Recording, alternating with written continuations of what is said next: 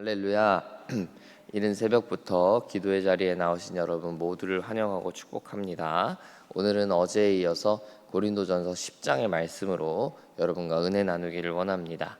이 초대교회가 있었던 지역들이 유사한 특징들을 다 가지고 있지만 특별히 고린도라는 지역은 우상 숭배를 하는 지역이었습니다.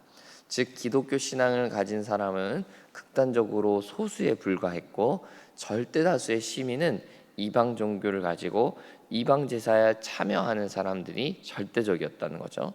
그랬기에 바울은 이방 종교의 문화 속에서 살아가는 이들을 정확하게 가르칠 필요가 있었습니다.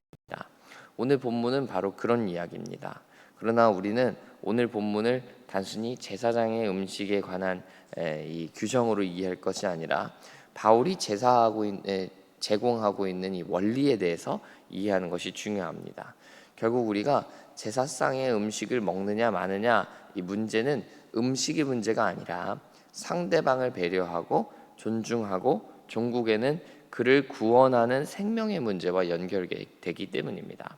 제가 드린 말씀이 어떤 내용인지 여러분 오늘 하나씩 살펴보도록 하겠습니다. 먼저 14절을 보시면 바울은 우상 숭배하는 일을 피하라 단호하게 이야기하죠. 오늘 본문 21절을 보면 고린도 교인 중에서도 이방 종교의 제사에 참여하여서 또 제사상을 함께 먹고 마신 이들이 있었던 것으로 보입니다. 그리고 바울은 그 모습을 강하게 질책하고 단호하게 이야기하고 있어요. 그렇다면 우리는 이런 질문을 해봐야 됩니다. 아니 고린도 교인들, 교회 다닌 사람들이 왜 어떻게 이방 종교의 제사상에 참여하였을까? 왜 남들 그 제사 드리는데 참여했나? 이 당시 고린도 지역이라는 곳에는 길드라는 게 있었어요. 이 초대교회 교회들의 이 지역엔 다 마찬가지인데 길드라고 하면요, 오늘날로 말하면 노동조합 같은 거예요. 어업을 하는 사람들끼리 하나의 조합을 만들고 농업을 하는 사람들끼리 하나 조합을 만들고, 우리로 따지면은 이 농협, 수협 뭐 이런 거라고 생각하시면 돼요. 그런데 이 당시에 이 농협, 수협은 훨씬 더 끈끈한 곳이었어요. 서로가 서로를 지지해주고 뒷받침해주는 아주 가족 공동체 같은 공동체를 형성한 거죠. 오늘날의 이 노동조합과 다른 곳이 있다면, 이 내가 어업을 한다거나 농업을 한다 그러면 농협 수협에 가입하는 게 선택사항이 아니라 의무였다는 거죠. 거의 필수에 가까웠어요. 소위 길드라고 하는 곳에 사람들의 눈밖에 나면요, 그 업종에 내가 머물기가 어려웠어요. 문제는 우리 크리스찬들에게 이 길드 문제는 매우 어렵고 민감했었다는 거예요. 왜냐하면 그 길드 내에는 길드 사람들이 공통적으로 섬기는 이방 신들이 있었기 때문이에요. 제가 대표적인 예를 하나 들어볼게요. 여러분 그리스 로마 신화에 나오는 신들을 아시죠? 뭐 제우스, 포세이돈 뭐 이런 신들 있잖아요. 여러분 바다의 신으로 등장하는 신이 누구죠? 제가 언급한 포세이돈이라는 신이죠. 어업을 하는 사람들이 만든 길드는 당연히 포세이돈을 자신들의 주 신으로 섬기는 거예요. 그래서 바다에 나가기 전에, 항해를 가기 전에 포세이돈에게 제물도 바치고 비는 거죠. 예를 들어서 저와 여러분이 이 어업 길드에 들어갔는데 우리가 크리스찬이란 말이에요. 그래서 우리가 믿는 신앙 때문에 포세이돈의 제사에 참여하지 않았다고 가정해 보자고요. 여러분 우리를 둘러싼 그 길드 사람들이 우리를 어떻게 볼까요? 왜 너희만 빠져? 라고 생각하겠고, 더 문제는 뭐예요?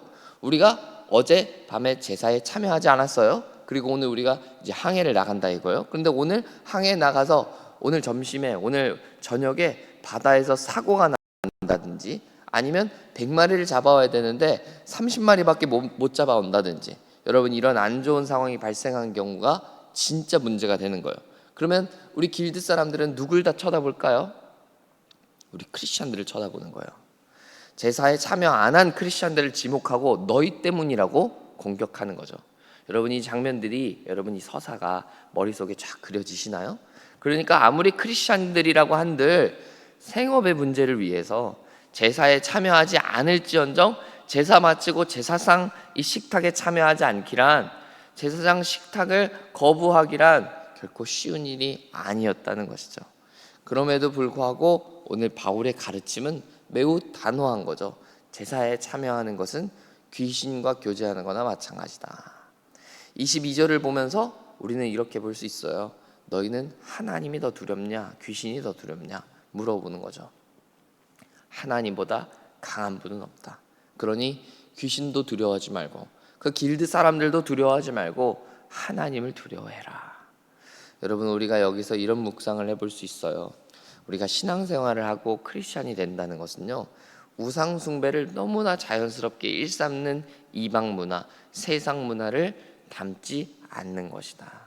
심지어는 너무나 당연하게 우리의 문화에 들어와 있는 것들에도 성경이 제안하고 있는 질문을 던져봐야 한다는 거예요. 설령 그것이 우리의 생업에 지장을 주고 우리의 경제적으로 또 우리를 사회적으로 타격을 준다고 할지라도 말이죠. 사랑하는 여러분, 어렵고 힘든 과정이라 할지라도 우리는 세상 사람들이 가는 길을 가서는 안 되겠습니다. 끊임없이 질문하고 이 길이 맞는가? 이 길이 정말 성경적인가? 하나님이 기뻐하시는가? 질문하면서 하나님을 두려워할 수 있는 사람이 되어야 합니다. 오직 그것만이 바른 신앙인으로 살아가는 길임을 우리가 기억해야 합니다. 여러분, 잊지 마십시오. 예수님 때문에, 예수님을 향한 믿음 때문에 우리는 사회적으로 고립될 수도 또 경제적인 어려움을 만날 수도 있습니다. 자연스럽고 너무나 당연한 것입니다. 그리고 그게 우리가 마땅히 져야 할 십자가일 수도 있습니다. 그러므로 믿음 때문에 만나는 어려움들이 있다 할지라도 끝까지 이겨내고 극복하는 여러분들 다 되시길 간절히 축복합니다. 오늘 본문 22절까지가 이 제사상에 참여하는 일에 대한 본문이었다면 23절부터 마지막까지는 제사상에 올라갔던 음식에 대한 문제를 다루고 있어요. 특별히 25절을 보면요, 시장에서 파는 것이라고 지칭하고 있죠. 그리고 27절을 보십시오. 불신자의 집에 초대받아서 갔을 때를 이야기합니다. 아주 구체적인 상황들을 제시하고 있는데, 이렇게 구체적인 상황을 제시할 수 있었던 이유가 이거 굉장히 일반적인 일이었기 때문이에요. 왜냐하면 이 당시 시장에서 팔고 식탁에 올라왔던 고기들은요, 대다수가 제사상에 올라갔던 제물이었던 거예요. 그리고 남겨진 제물일 경우가 많았던 거죠. 이런 상황에서 바울이 오늘 본문 23절에서 이렇게 말합니다.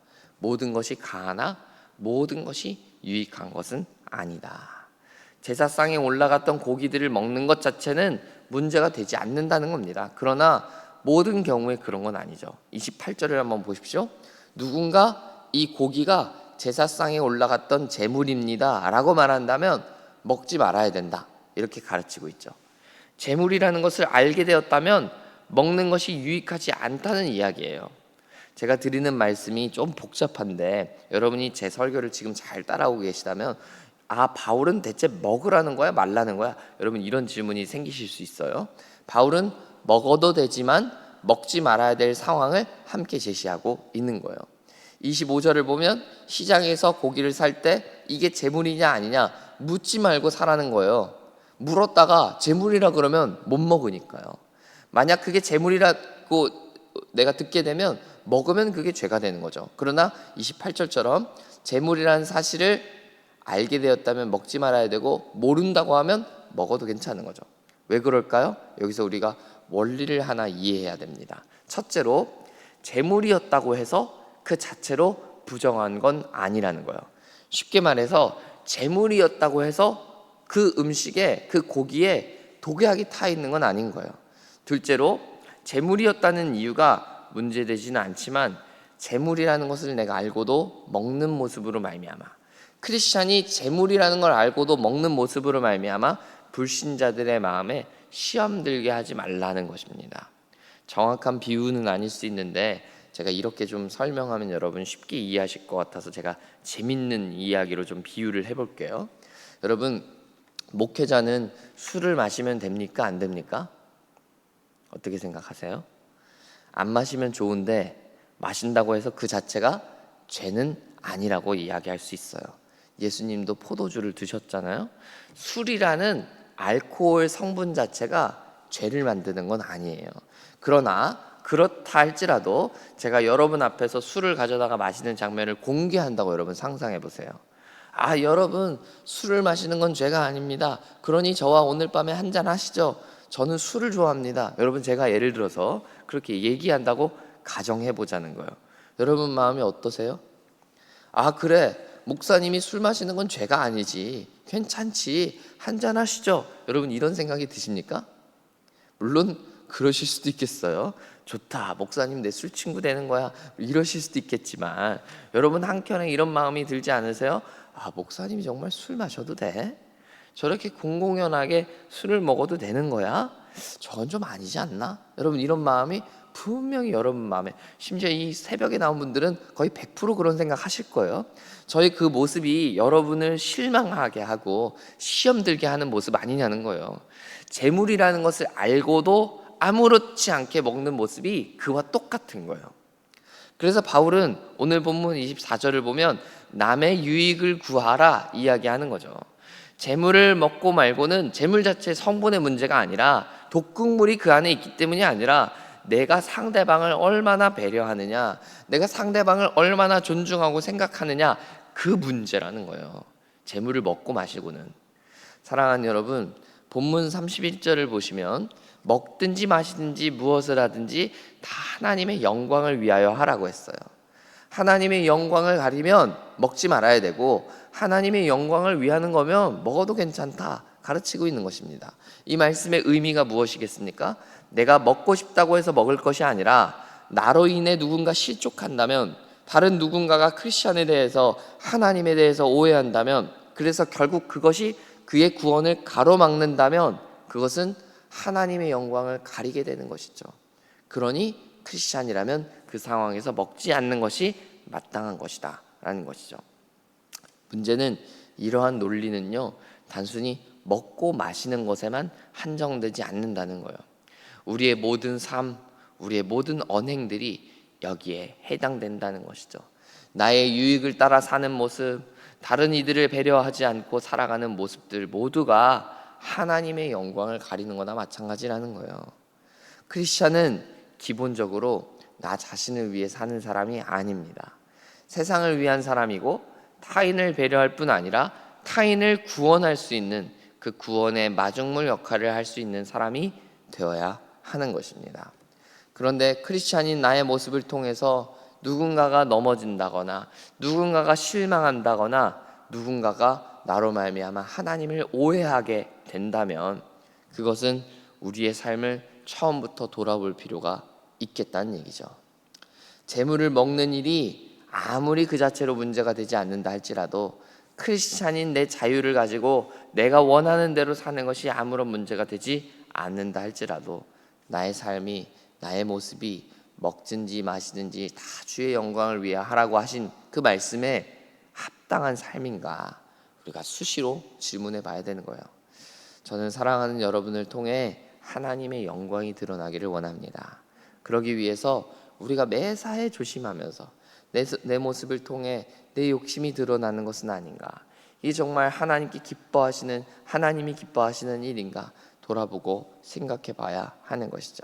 그것이 진정 하나님이 기뻐하시고 원하시는 모습이기 때문입니다.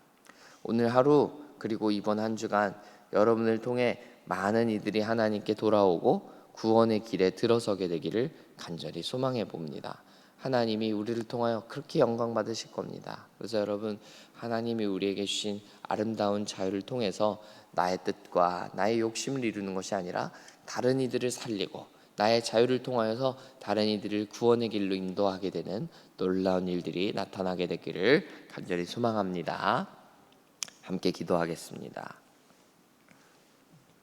하나님 아버지, 우리가 살아가는 세상은 정말 이방 종교에 물들어 있고, 우상 숭배가 너무나도 뻔하고 흔한 그런 모습 속에서 우리가 살아가고 있는지 모릅니다.